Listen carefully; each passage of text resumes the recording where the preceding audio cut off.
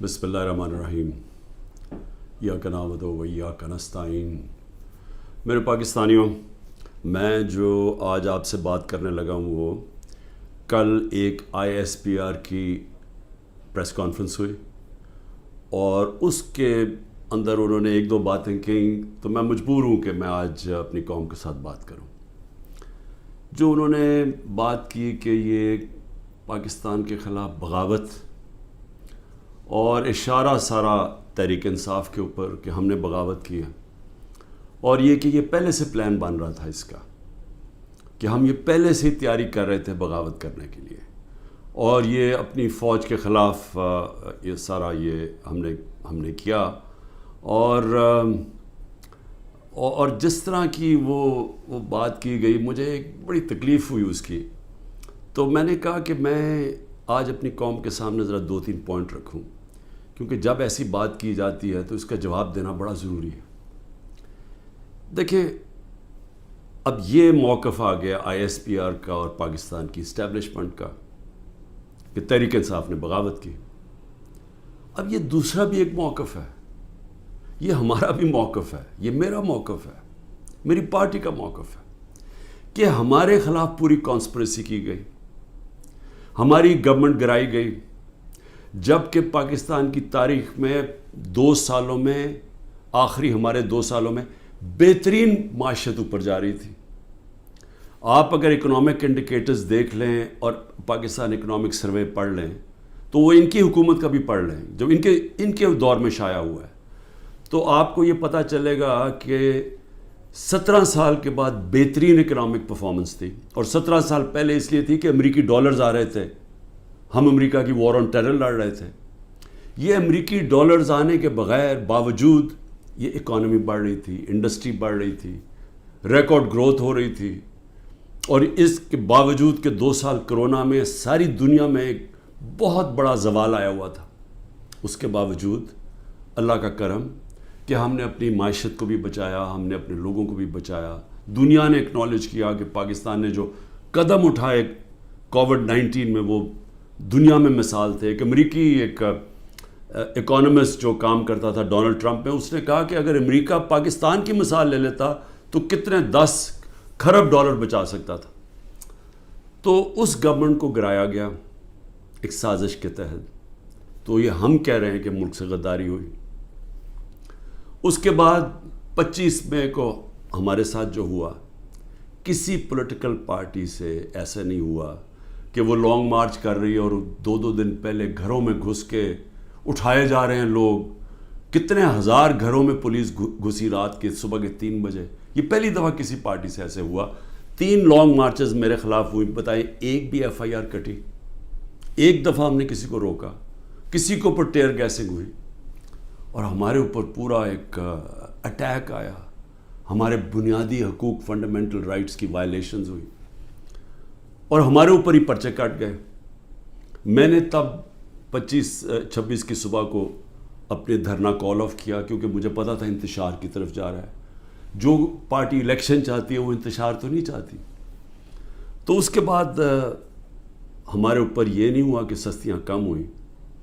جب ہم 30 by elections جیت گئے 37 میں سے، باوجود اس کے کہ پوری اسٹیبلشمنٹ کی سپورٹ تھی یہ 12 جماعتوں کی، میرے اوپر قاتلانہ حملہ ہوا، مجھے قتل کرنے کی کوشش کی گئی، میں اپنی FIR نہیں کٹوا سکا۔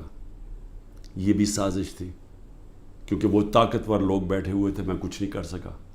پھر جو JIT بنی پنجاب کی ہماری گورنمنٹ تھی، اس نے جو چیزیں سامنے لے کے آئیں، جب وہ چیزیں سامنے آ رہی تھیں کہ 3 شوٹر تھے ایک کی بجائے، وہ JIT کو سیبوٹاج کیا طاقتور لوگوں نے۔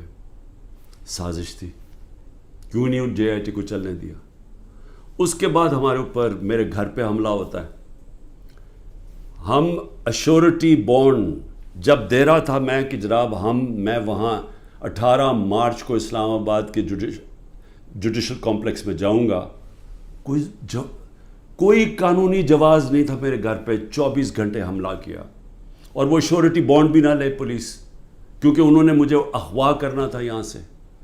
یہاں لوگوں کو زخمی ہوئے، سارا دن گھر اندر بیٹھ نہ سکے، 24 گھنٹے ٹیئر گیس کمروں کے اندر. کبھی کسی لیڈر سے ایسے نہیں ہوا. 18 مارچ کو پھر میرے اوپر ایک قاتلانہ حملہ ہوتا ہے. اللہ کا کرم ہے کہ میں بچ جاتا ہوں. سارا وہاں اوپر ISI نے اس کو ٹیک اوور کیا ہوا تھا، جو جوڈیشل کمپلیکس ہے. CCTV کیمرہ انہوں نے بند کر دیے. پوری تیاری تھی کہ عمران خان کو قتل کرنا تھا وہاں. وہ اللہ نے ایسا کرم کیا کہ وقت میں ہم باہر نکلے، اگر اندر چلے جاتے تو دروازہ بند ہو جاتا تو ختم تھا. وہاں بچا میں. اس کے بعد اگلے دن یہاں 2 دن کے بعد 3 دن کے بعد ادھر ایک اور مرتضیٰ بھٹو ٹائپ قتل کرنا تھا. وہ مجھے پہلے پتہ چل گیا، میں نے ٹی وی پہ چلا گیا، وہ رک گئی بات. تو سازش تو کیا ہو رہی تھی؟ سازش یہ ہو رہی تھی کہ ایک پارٹی جو جیتنے جا رہی تھی الیکشن، اس کو پارٹی کو ختم کرنے کے لیے لیڈر کو ختم کرنا تھا. اور پلان تب سے ہی بنا ہوا تھا. کیسز شروع ہو گئے تھے مہینوں کے اندر. جیسے 70 سال میں ایک آدمی کے اوپر ایک کرمنل کیس نہیں ہوتا، چند مہینے میں آج 170 سے زیادہ کیس ہو چکے ہیں. یہ یعنی کون سا انصاف کا تقاضا ہے کہ ہر قسم کا جو ہر دوسرے دن کوئی نیا کیس ہو جاتا ہے. سارا میرا وقت ایک عدالت سے دوسری عدالت میں لگتا ہے. تو یہ کون سا، یہ ملک کی بہتری کے لیے ہو رہا ہے کہ ایک پارٹی، سب سے بڑی پارٹی کو باہر رکھنا؟ اس سے بڑی سازش کیا ہے؟ جمہوریت، سب سے بڑی پارٹی کو ختم کرنے کا مطلب جمہوریت ختم کرنا، اور جمہوریت ختم کرنے کا مطلب آزادی ختم کرنا ہے. تو یہ کیا ملک کے خلاف سازش نہیں ہے؟ اور پھر جو 9 مئی کو ہوا، اب ISPR صاحب کہہ رہے ہیں کہ جناب 9 مئی کو جو ہوا ہے وہ ایک بڑی سازش چلتی آ رہی تھی. تو وہ سازش سامنے آئی، بغاوت. مجھے یہ بتائیں کہ میں جب یہاں سے، مجھے پتا تھا پکڑنا انہوں نے مجھے 9 مئی کو، میں اس سے پہلے ویڈیو ریکارڈ کر کے گیا کہ اگر مجھے پکڑنا ہے مجھے وارنٹ دے دیں اور میں آرام سے اپنے آپ کو آپ کے حوالے کر دوں گا. کوئی ضرورت نہیں ہے کہ یہ جو میرے گھر کے باہر ہوا کہ پولیس، 1000 پولیس اور رینجرز اٹیک کر رہے ہیں.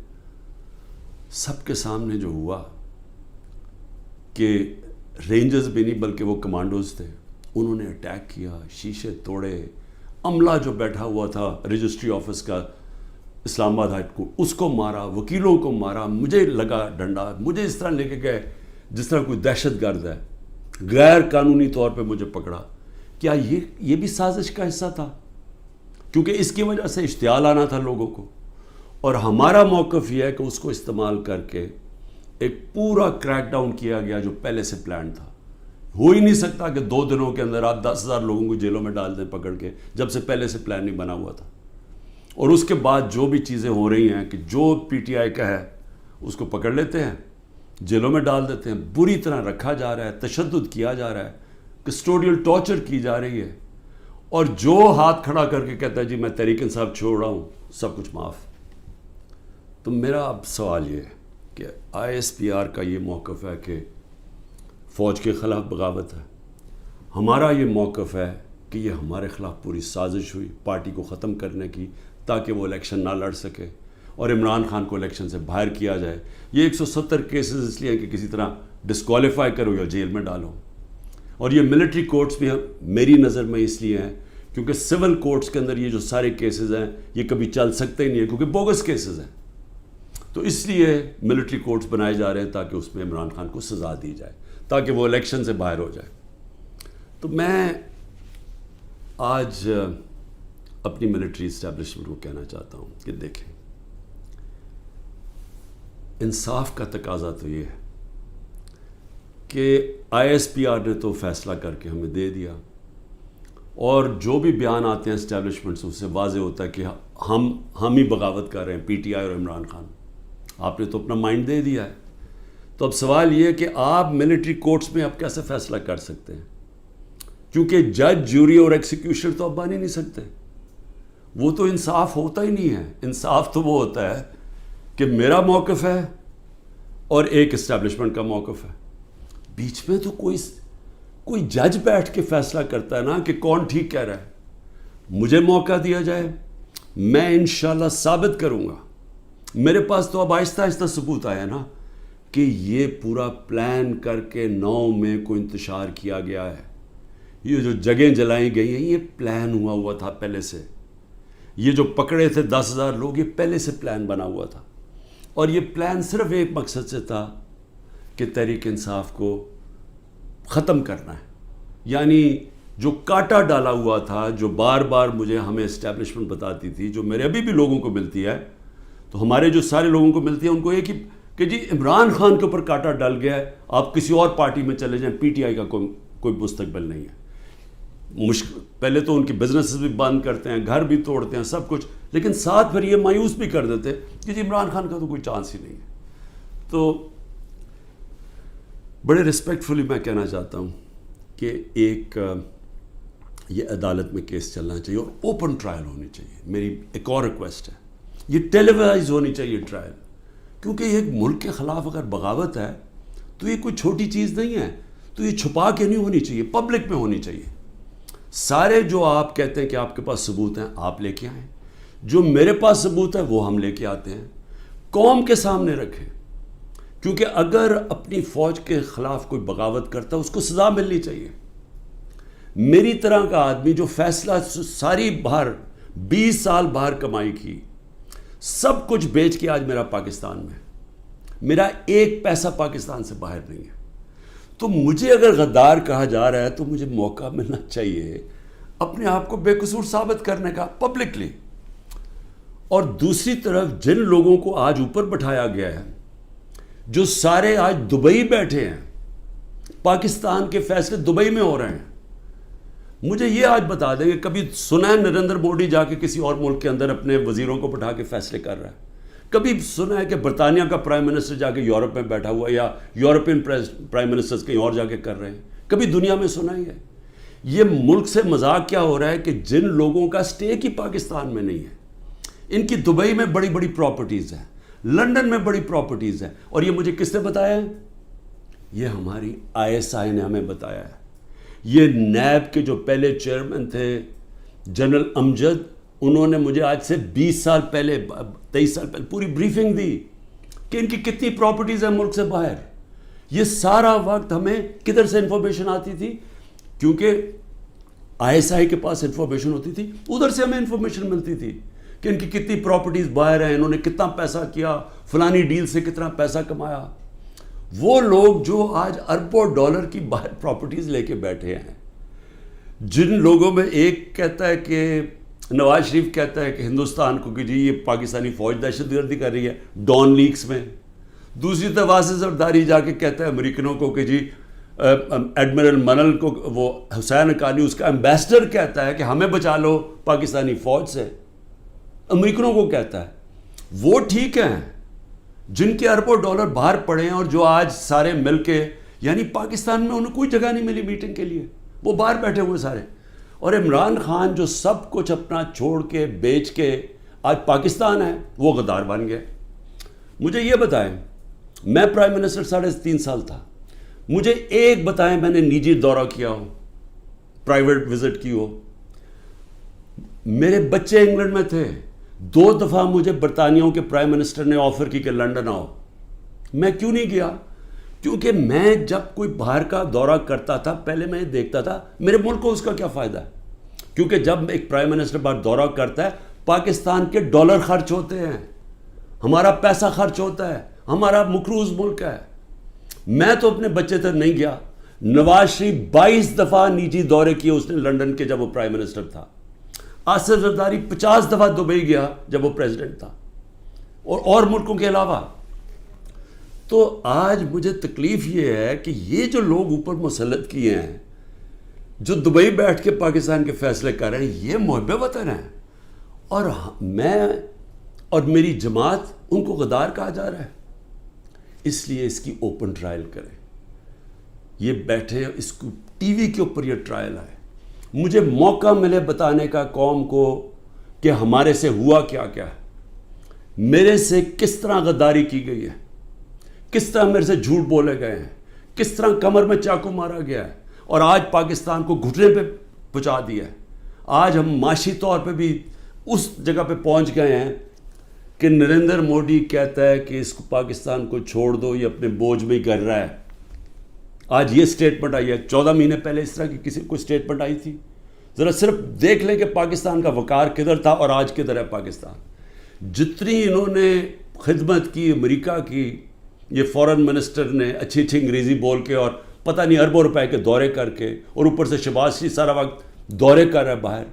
جو جوائنٹ سٹیٹمنٹ آئی امریکہ کی اور ہندوستان کی نریندر مودی کے دورے پہ, ہمیں ہماری خطرے کی گھنٹی بجنی چاہیے. کبھی بائی لیٹرل میٹنگ میں وہ تیسرے ملک کو برا بھلا نہیں کہتے. انہوں نے نام لے کے کہا کہ پاکستانی دہشت گردی کر رہا ہے. مطلب یہ کہ کشمیر کی جو ساری وہ جو بیچاروں اتنی دیر سے اپنی آزادی کی جنگ لڑ رہے ہیں, وہ پاکستان دہشت گردی کر کے لڑ رہا ہے, وہ آزادی کی جنگ نہیں ہے. یہ اتنا برا ہمارے اوپر انہوں نے, جو اب میں کیا کہوں کہ جس طرح کا انہوں نے پاکستان کے اوپر تماچا مارا ہے, اور یہاں سے کوئی جواب نہیں آئے گا کیونکہ ان کے پیسے باہر پڑے ہیں اور ان کو پتہ ہے ان کے پیسے باہر پڑے ہیں, یہ کبھی نہیں بولیں گے. لیکن مجھے اس سے زیادہ خطرہ ہے, اور میں اس لیے بھی اپنی اسٹیبلشمنٹ کو پیغام دینا چاہتا ہوں کہ دیکھیں, میں ایک تاریخ کا طالب علم ہوں. یہ جو انڈیا کا اور اب امریکہ کا جو جوائنٹ ڈیکلریشن آئی ہے اور جو سمجھوتا ہوا ہے ڈیفنس میں, نیوکلیئر میں, آرٹیفیشل انٹیلیجنس ٹیکنالوجی میں, یہ اب پاکستان میں بہت آگے ہمارے معاشی حالات بالکل ہی جدھر پہنچ گئے ہیں. اس سے ایک امبیلنس پیدا ہو گیا ہے. آج ہندوستان جس طرح نریندر مودی نے تکبر میں باتیں کی ہیں, آج وہ ہمارے سے اپنے آپ کو بہت طاقتور اب سمجھتے ہیں. اور جب انہوں نے کہا نا کہ اپنے بوجھ میں گر رہا ہے, وہ اپنے بوجھ میں گرنے نہیں دیں گے, وہ گرائیں گے. ہمیشہ جنگیں تب لڑی جاتی ہیں جب ایک فریق سمجھتا ہے کہ وہ دوسرے سے بہت زیادہ طاقتور ہے.